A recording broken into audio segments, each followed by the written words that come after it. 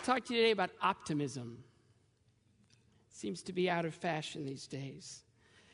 It's not easy being optimistic these days. When you see the papers and the headlines and the news reports, there's so much that invades our ability to be optimistic. I've had the pleasure since I moved to Nashville, Tennessee, of befriending Dave Ramsey, the financial advice guy. Books written all over the place, helping families all over the country. And I said, Dave, I get it. You give them a little tough love, you give them a little knowledge, you give them a little this, and you help people through their problems. I get it. And he goes, you don't have it at all. It's like, I don't? He goes, no, you're overthinking everything. It's like, well, what did I miss? He goes, what I give people is hope. And it was beautiful. I mean, it's true. He's given people hope to get through a desperate situation when they're about to give up. And I thought about that. I have a dear friend who says he can't take me seriously. He goes, oh, you like everybody. I don't care about your opinion because you find good in everything. It's a good friend. He's the one that told me after I dated my wife for like a week and a half, are you going to marry her? I said, I don't know. And he said, have you looked in the mirror lately? That kind of friend. He also got me thinking one time, too. He goes, if you had to be truly honest, absolutely honest, and write your personal ad, think about this for a second. How would it read? You have to be honest. You're throwing your personal ad to the newspaper. How would it read? Well, I thought about that, and here's how mine would read. I'm so bald. Short, bald, half-neutered, chemoed, surgically repaired, brain-radiated, retired male figure skater of unknown ethnic origin seeks beautiful, fertile woman with a great sense of humor to share long walks and my hobby of collecting life-threatening illnesses.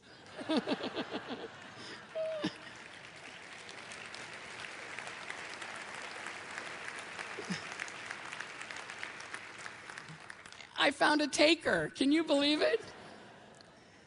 Well, that's what put me on this road to look at the world as perfect through all of its imperfections. I was giving a speech at a conference about a year and a half ago, a Pituitary Network Association conference, and I was new to the world, since, it's my last life-threatening illness and my hobby, collecting. And I was just talking, and someone came up to me and he said, I really like your energy and your attitude. Fooled another person. And he said, I think you should write another book. So I'm here to tell you that we're in the process of writing another book. It's on this subject, and it will be out no later than next February. It's a book about a path to optimism, how to be happy, how to deal with the issues of your life that seem overwhelming and smothering. It's been an interesting project, very cathartic. It's all written about anecdotes of things that I've learned. And I thought, how can we find happiness or another level of happiness? It should start easily enough, shouldn't it? Does it? I mean, happy is defined as a feeling of showing pleasure or contentment. It's so easy to let things invade us and to bring us down and to make us give up. And I thought, well, how can I communicate this message? I go, well, it's what I know best, skating. And then I thought, well, maybe not all of skating because, there are those compulsory figures. Boring. So I'll talk about compulsory figures and just put everybody to sleep.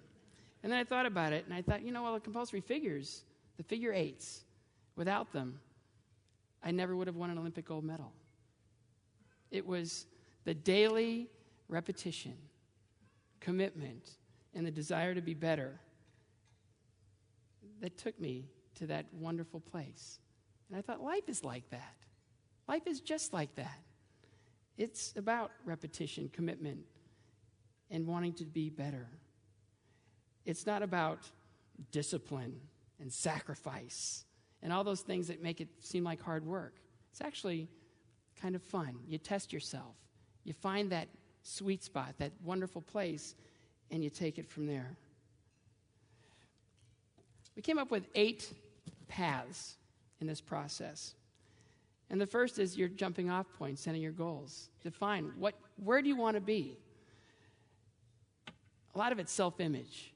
We read magazines that tell us that, we need to dress better or lose weight or have that beautiful head of hair that women all love. If I see one more of those. But all of us, we have things about us that we probably don't like. I mean, men, we all want kind of bigger arms and flat abs, right? Most of us. Women, most women I've met really don't care for their hair and would rather have the shape of a rear end of a 10-year-old boy. But that's not how we're designed.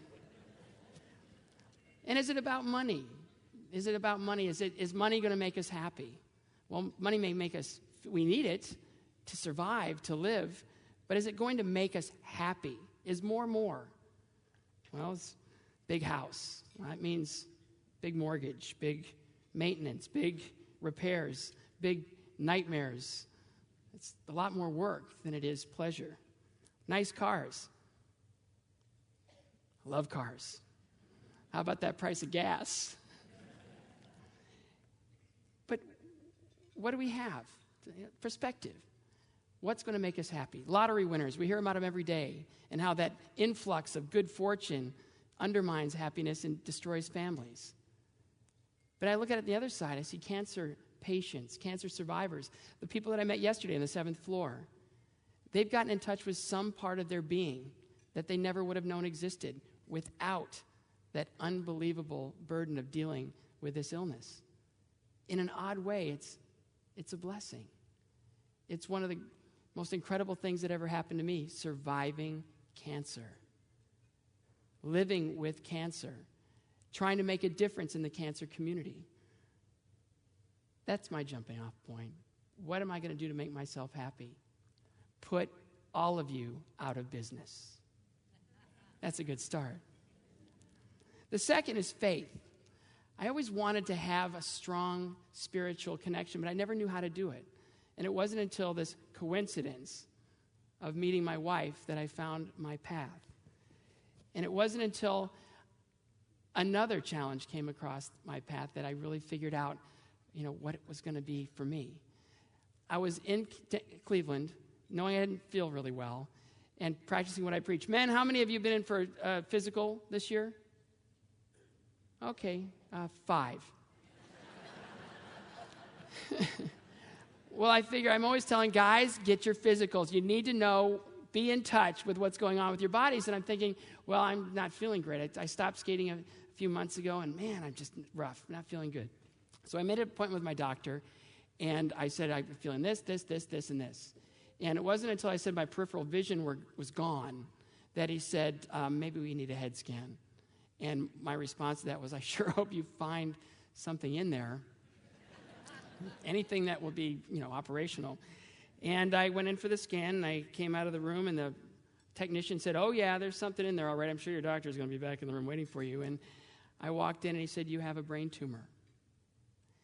And I thought, I just paid my dues a few years ago. I went through my cancer and my treatment and my surgery and my chemo. I go, why do I have to do this again? And how do I tell my wife and 14-month-old son that we have another tough road in front of us? The stakes were different this time. The last time, I just wanted to get back on the ice, and I wanted to get my career back. This time, it was different. Went back. My wife was arriving at the hotel that afternoon, wanting to know what was going on. Did I get the results back from the test? I said, we'll talk upstairs in the room. She knew something was wrong. We get up to the room. My son Aiden is playing with the phone, banging it, just crawling all over the place, 14 months old, just, doing what little 14-month-olds do. And I'm looking at the beauty of him and thinking, how long am I going to be around? We had no identity for what this was. And she said, what's going on? And I said, I have a brain tumor. And she didn't miss a beat. She grabbed both of my hands, and she looked down, and she prayed. First thing, we weren't being victimized. We weren't being, no, this is something that exists. We need to deal with this right now.